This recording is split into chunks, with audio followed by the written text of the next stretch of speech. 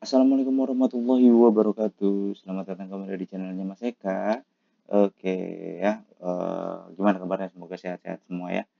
Oke, di video kali ini kita akan membahas seputaran PPDB yang berkaitan dengan jalur prestasi nih ya, prestasi akademik dan non akademik untuk yang akan melanjutkan ke jenjang SMP dan SMA serta SMK. Ada beberapa pertanyaan seperti ini nih ya, dari subscriber Mas Eka banyak yang komen seperti ini. Ini adalah seperti ini. Saya cuma bermodalkan nilai Sidanira bisa mengikuti jalur prestasi akademik atau non akademik atau tidak gitu ya. Jadi dia cuma punya nilai Sidanira, tidak punya nilai sertifikat kejuaraan, tidak punya sertifikat pengurus OSIS, tidak punya sertifikat pengurus eskul. Apakah saya bisa mengikuti jalur prestasi akademik ataupun jalur prestasi non akademik? Nah, sebelum Mas Eka jawab, untuk teman-teman yang baru menemukan channel ini, silakan subscribe dulu channel ini untuk mendapatkan informasi-informasi terupdate seputaran PPDB, KJP, DTKS, dan lain-lainnya. Dan untuk teman-teman yang sudah subscribe channel ini, terima kasih banyak karena sudah mendukung channel ini untuk berkembang dan bisa memberikan informasi-informasi yang bermanfaat kepada teman-teman semua. Oke, kita langsung ke website PPDB-nya.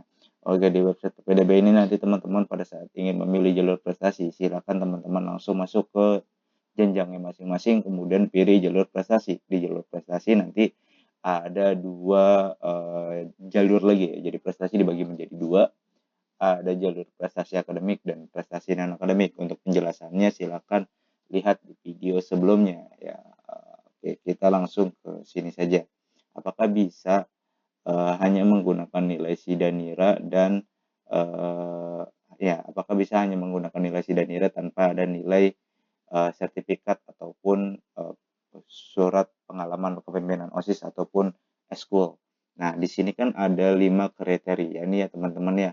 Nilai rapot, terus persentil rapotnya gitu ya.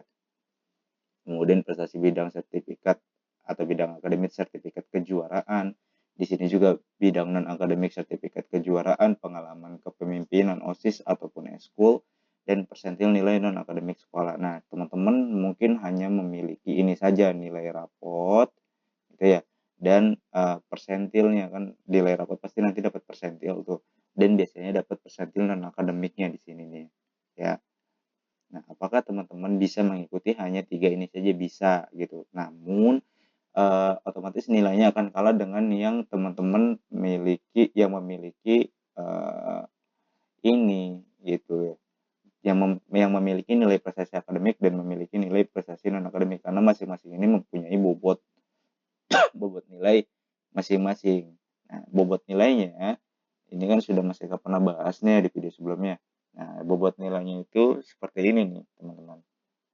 Di indeks prestasi akademiknya, nah seperti ini. Tadi kalau teman-teman hanya memiliki nilai rapot saja, misalkan nilai rapotnya 80 ya, kemudian urutan 80 ini ternyata persentilnya dari 16 sampai dengan 30%. Nah, berarti teman-teman dapat 90. Terus di sini persentil non akademik nanti bisa dilihat dari sini teman-teman ya, secara otomatis dia dapat berapa. Kalau yang dari SD ke SMP itu skornya udah langsung dikasih 60. Nah, kalau yang dari SMP ke SMA saya kurang tahu apakah skor ini mengikuti prestasi akademik dan non akademiknya atau memang dikasih 60. Uh, sudah modal lah seperti itu ya. Kalau misalkan ada akademik dan non akademik maka nambah gitu. Atau bagaimana saya kurang tahu kalau untuk yang SMP dan SMA ya. Sepertinya sih sama, nambah 60 juga gitu ya.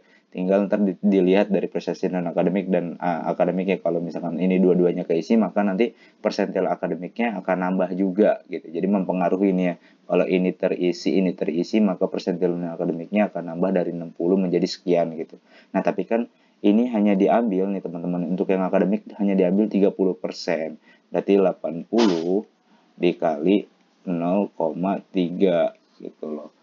Kurang lebih 24 teman-teman. Terus yang 90 itu dikali juga sama 90 kali 0,3 kurang lebih dapatnya 27 ya. Kemudian ini 60-nya 60, taruhlah kita anggap ini nggak ada ya, teman-teman nggak memiliki prestasi akademik dan prestasi non akademik, berarti teman-teman kemungkinan dapat nilai skor 60 gitu, udah langsung diberikan.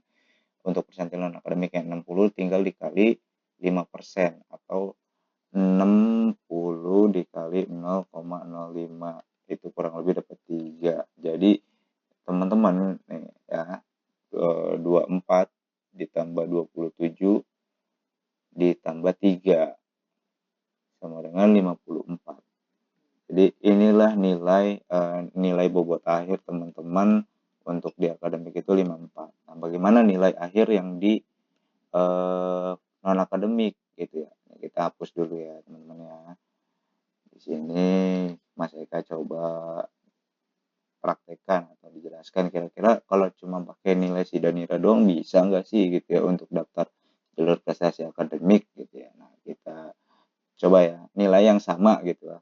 Kemudian ini perhitungan di nilai non akademik. Nah, sekarang kita hitung yang di non akademiknya ya. Nah, 80 dikali 0,1. Kemudian 90 itu dikali 0,05. Kita hitung dulu ya teman-teman ya.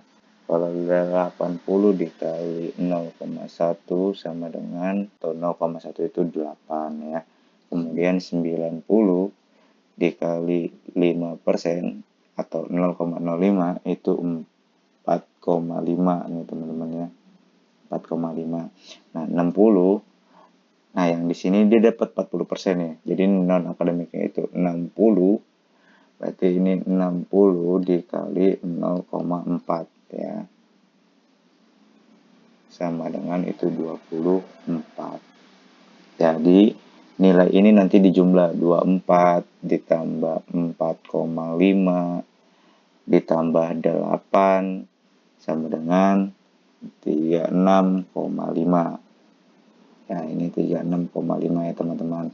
Jadi ini nilai yang hanya murni Sidanira tanpa ada prestasi non akademik maupun prestasi akademiknya, atau tidak memiliki sertifikat kejuaraan, sertifikat kepengurusan OSIS ataupun surat keterangan kepengurusan eskul. Nah, ini murni nilai Sidanira ya. Jadi teman-teman nilai akademiknya dapat 54, kemudian nilai non akademiknya dapat 36,5. Apakah ini bisa Pak? Bisa gitu kan. Permasalahannya lolos atau tidak itu tergantung dari seleksi teman-teman atau saingan teman-teman. Nah, untuk seleksinya sendiri di sini Mas Eka sudah jelaskan di video sebelumnya ya. Jadi untuk jalur prestasi akademik itu hanya menggunakan urutan seleksinya. Di sini dijelaskan ya.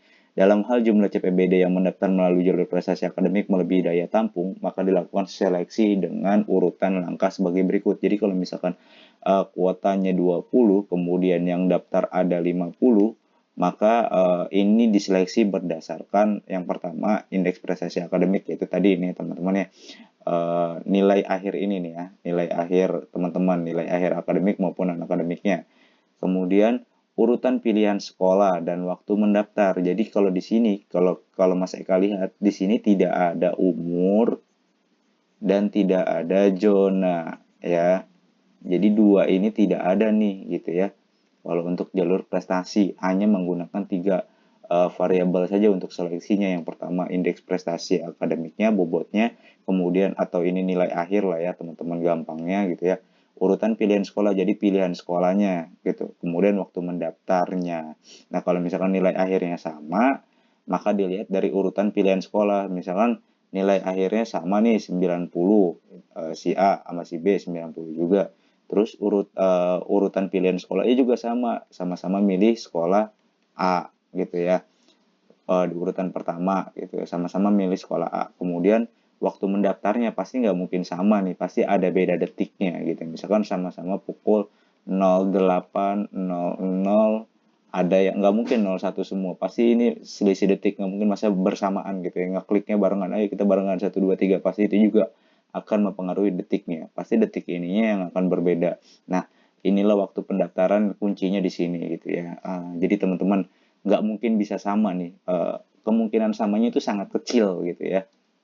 Pasti dari 3 ini ada yang berbeda. Begitu juga dengan prestasi non akademik, sama 3 variabel dari indeks prestasi non akademiknya tadi, NA-nya dan urutan pilihan sekolah serta waktu mendaftar. Jadi seperti itu teman-teman. Apakah bisa melakukan jalur prestasi atau daftar melalui jalur prestasi untuk jenjang SMP yang ingin melanjutkan ke SMA jika hanya bermodalkan nilai SI dan NIRA saja? Jawabannya bisa ya teman-teman ya. Jadi nggak usah khawatir, nggak usah takut, teman-teman tinggal ikut saja alurnya gitu. Misalkan jalur pertama prestasi, ikutin aja gitu. Wah, apa nilai SI dan NIRA saya kecil, ya nggak masalah, ikut aja. Kan kita nggak tahu lawan kita kecil, lebih kecil dari kita atau lebih besar dari kita, karena tidak tahu gitu lawannya. Jadi saran saya diikuti saja gitu. Karena sayang kalau misalkan tidak diikuti, teman-teman langsung loncat ke jalur zonasi atau ke jalur lainnya tanpa mengikuti jalur prestasi. Padahal teman-teman sudah sama-sama diberikan modal, nilai SI dan nilainya gitu, walaupun nilainya berbeda-beda tapi modalnya sama, ikuti saja, mudah-mudahan lolos kan gitu. Jadi seperti itu teman-teman, informasi yang bisa Mas Eka sampaikan mengenai jalur prestasi, apakah bisa melakukan pendaftaran jalur prestasi hanya menggunakan nilai SI dan NIRA. Jika ada pertanyaan silahkan langsung tanyakan di dalam kolom komentar. Jangan lupa untuk di like, di share, dan di subscribe channel ini agar bisa bermanfaat dan memberikan informasi-informasi yang berguna kepada teman-teman semua. Terima kasih. Wassalamualaikum warahmatullahi wabarakatuh.